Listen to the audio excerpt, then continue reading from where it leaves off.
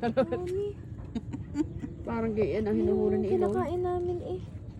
Na orange. Ayaw nga daw ninyong kainin.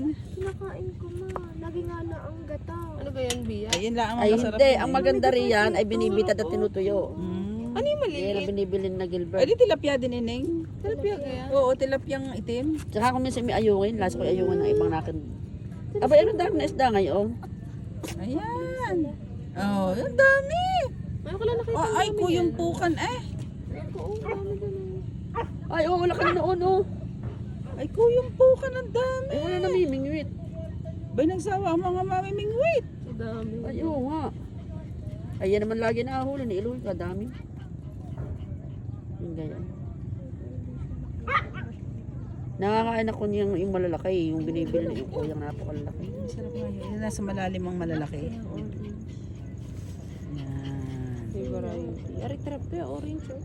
Sinong... Yun na, ay Maria. Bulkan yan, Taal. Hindi Yan, kita yan, masyado, mataas na mother. Yan, oh, yan. Yan. Binintian.